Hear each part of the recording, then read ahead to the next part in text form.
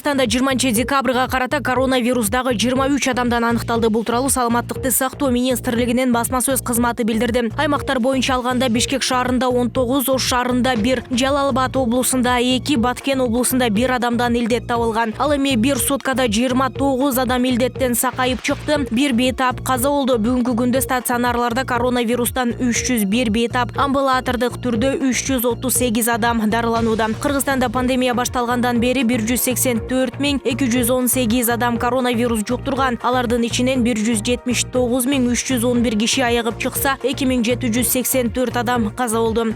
Бишкек шаарынын мэри тазалык муниципалдык ишканасынын кызматкерлери менен болгон окуялар боюнча кызматтык иликтөө жүргүзүүнү тапшырды. 18 декабрга караган түнү саат 1:20 чамасында Бишкекте мас айдоочу тазалыктын кызматкерин сүзүп, жабырлануучу алган жаракатынан улам каза болгон. Милициянын кайгыл кызматынан кабарлашканда 1976 жылы туулган жаран Honda үлгүсүндөгү унаасы менен бара жатып 1960 жылы туулган ТШ аттуу жаранды сүзүп алган. Жабырлануучу тазалык муниципалдык ишканасынын кызматкери ал алган жаракатынан улам каза болду. Айдоочусунун мас абалда экени наркологиялык борбордон аныкталган.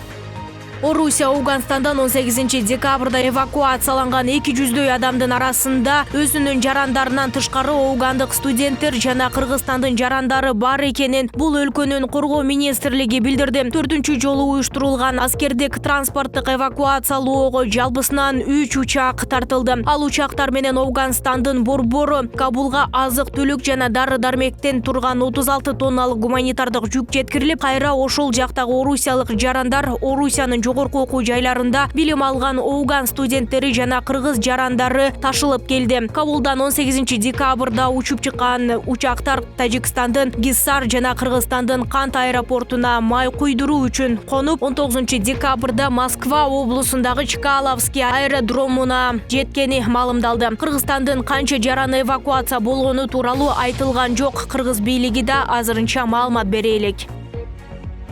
Борбордук шайлоо комиссиясы 18 декабрдагы отурумунда Жогорку кеңештин депутаттыгына номер 31 Чүй Кемин шайлоо округунан катары катышып эң көп добуш алган Медербек Саккараевдин талапкерлиги жокко чыгарылды. Мындай чечимге Саккараевдин Казакстандын да жараны экени себеп болгон. Мыйзамга ылайык башка өлкөнүн жараны Жогорку кеңештин депутаттыгына шайлана албайт. Айта кетсек, буга чейин талапкер Медербек Саккараевдин Казакстандын да жараны экени боюнча БШКга арыз түшкөн. Бул маалыматты тастыктоо үчүн Ички иштер министрлигине кайрылуу жөнөтүлгөн. ИИМден Казакстанга жөнөткөн катына Алматы шаарынын полиция департаменти талапкер Казакстандын жарандыгын 2006 жылы алганын, жарандыктан чыгуу боюнча арыз түшпөгөнүн маалымдаган. БШК мөөнөт бергенине карабай, ал башка өлкөнүн жараны эместигин тастыктаган документ көрсөтө албаганын жана Алматы полиция департаменти жөнөткөн катты негиз кылып Саккараевдин талапкерлигин алып салуу чечимин кабыл алды.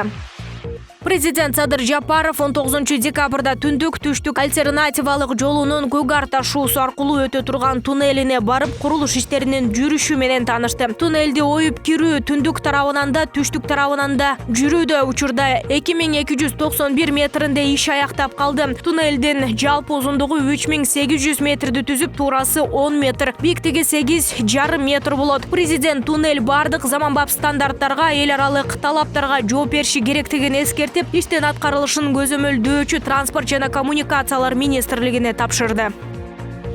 Президент Садыр Жапаров Жалал Абад облусуна болгон жумушчу сапарынын алкагында Созак районунун жашоочулар менен жолугушту. Ал айыл чарба продукциясын өндүрүүнү көбөйтүү жана ишкерлер менен фермерлер үчүн жеңилдетилген насыялардын пайыздык чендерин төмөндөтүү боюнча чаралар тууралуу коррупцияга каршы күрөшүү боюнча жүргүзүлүп жаткан иштер жөнүндө айтып берди. 2022 жылдын 1-январынан тарта дыйкандар суга, тайдоо жана жайыт жерлерине салык төлөбөйт. Эми салык республикалык бюджеттен төлөнөт. Мындан тышкары келерки жылы дыйкандарга 6% менен насыя берилет. Жаңы жылдан баштап дыйкандарга, фермерлерге бөлүнгөн ар бир тыйын сиздерге жетет. Биз кепилдик беребиз. Мыйзам бузууга жол берген адам мамлекетке келтирилген зыяндын ордун толтуруу менен Индиянын футбол боюнча чемпионатында Ченнайин клубу Мирлан Мурзаевдин тепкен голу менен жеңишке жетти. Индиянын республикалык чемпионатынын 7-чи айланпасында Ченнайин клубу менен Одиша клубу бет келген. Алгач 1-0 болуп турган эсепти Мирлан Мурзаев 2-0 кылып өзгөрткөн. Оюндун соңку мөөнөтүндө Одиша дагы 1 гол киргизип, оюн 2-1 менен аяктаган. Бул Мирландын ушул клубда ойноп баштагандагы алгачкы голу. Ушунуңдан жазба деп жазды Кыргыз футбол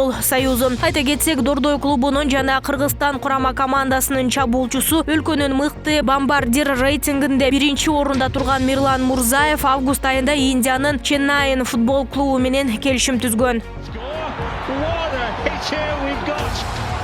From the striker from Kyrgyzstan, Mirlan Mirzayev.